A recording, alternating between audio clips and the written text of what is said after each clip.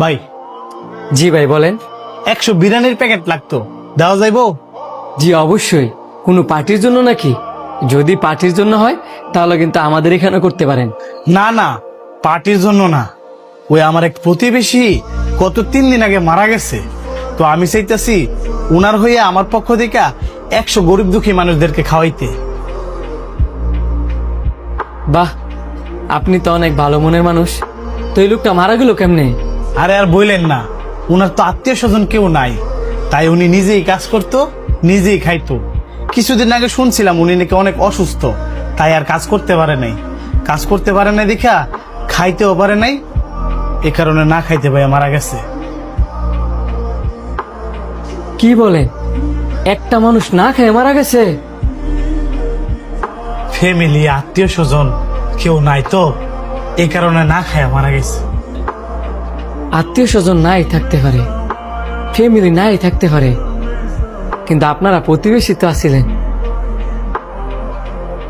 আপনারা প্রতিবেশীরা থাকতেও একটা মানুষ না খায় মারা গেল।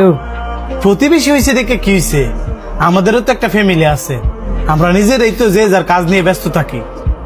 আপনারা প্রতিবেশীরা এতই ব্যস্ত থাকেন যে আপনার পাশের প্রতিবেশী একজন না খাইতে হয়ে মারা গেছে, আপনারা কইতেই পারলেন না।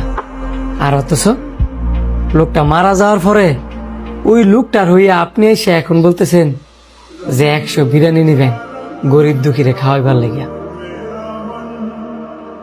এই যে আজকে আপনি 100 বিরিয়ানি প্যাকেট নিতেছেন গরিব মানুষে খাওয়াইবার লেগিয়া, এই খাবারটা যদি ওনারা সঠিক সময় দিতেন হয়তোবা উনি আজকে পৃথিবীতে বাচ্চা থাকতো। আপনার ফ্যামিলির পরে হচ্ছে আপনার প্রতিবেশী। আপনি জানেন আমাদের রাসূল সাল্লাল্লাহু আলাইহি সাল্লাম প্রতিবেশী নিয়ে কি কয়ে গেছে?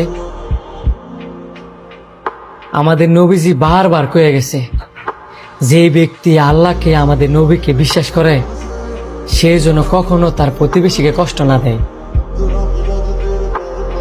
আমাদের নবীজি 3 বার আল্লাহ তাআলার কসম খায় কইছে সে মুমিন ব্যক্তি নয় যার অত্যাচারে তার প্রতিবেশী অতিষ্ঠ।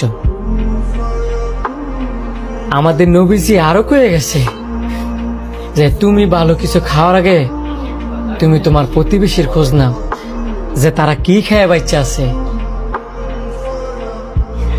আমাদের নবীজি এইভাবেও কয়ে গেছে যে আপনারা যদি তরকারি রান্না করেন ওই তরকারিতে যাতে ঝোল বাড়ায় দেওয়া হয়, যাতে করে ওইখান থেকে আপনি আপনার প্রতিবেশীরে দিতে পারেন।